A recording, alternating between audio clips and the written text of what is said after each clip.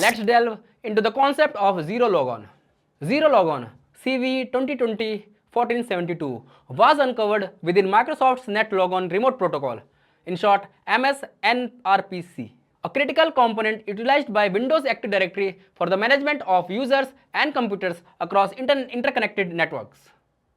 This security flaw enabled an unauthorized user to circumvent authentication protocols, providing them unauthorized access to a domain controller and an indispensable element in Active Directory networks.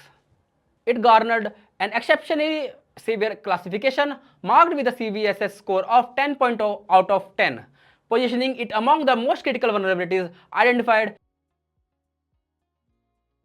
The root cause of this vulnerability lies in the improper implementation of an encryption algorithm employed in authentication process. This flaw allows an assailant to mimic any computer within the network, subsequently gaining administrative control over domain controllers. Moving on to the workings of ZeroLogon. The NetLogon authentication process uses a secure channel to authenticate users and computers on a network, with multiple steps designed to guarantee its safety and integrity. One potential vulnerability of this authentication method lies in the improper implementation of encryption algorithm used during its authentication procedure. ZeroLogon vulnerability arises due to the improper implementation of the compute NetLogon credential call of NetLogon remote protocol.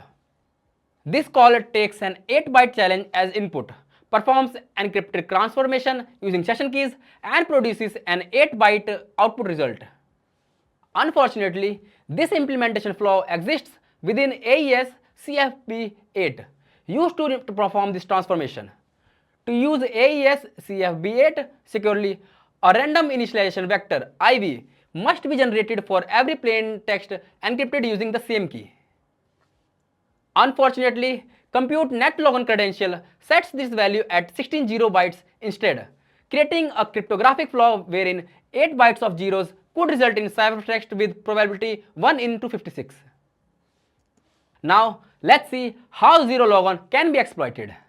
To exploit ZeroLogon, an attacker needs to have access to the network and send a specially crafted authentication request to the domain controller.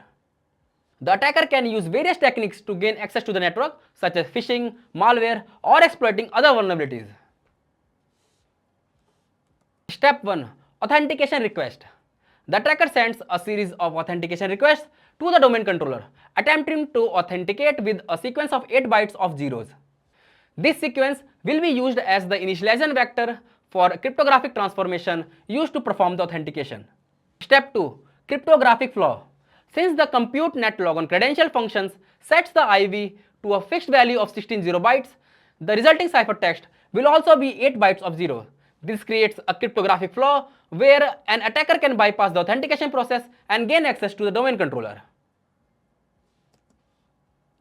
Step 3. Compromised authentication. The attacker continues to send the all zeros authentication requests, and if the domain controller uses the same fixed IP, the ciphertext will also be 8 bytes of zeros. This allows the attacker to successfully authenticate with the domain controller, bypassing the authentication process. Step 4. Gain administrative access. Once the attacker has successfully authenticated within the domain controller using the all zeros authentication request, they can gain administrative access to the domain controller and access entire network. Exploit payload. Upon infiltrating a network, an assailant can deploy payloads, ensuring sustained presence, elevating privileges, and extracting data. Mitigations and remediations. Microsoft released a patch to address the ZeroLogon vulnerability in August 2020, including enforcement of secure encryption and random generation of IV for each authentication session. They also guided how to protect against ZeroLogon through secure RPC communication and monitoring network traffic for suspicious activity. Organizations should ensure that they have applied all available security updates on their systems and network devices. To mitigate against this vulnerability, they must implement strong password policies, monitor network traffic for suspicious activity, and educate employees on recognizing and avoiding phishing attacks. If you want to test out the ZeroLogon vulnerability, there are numerous retired machines in Hack the Box that you could use, one being Fuse, with its link provided below.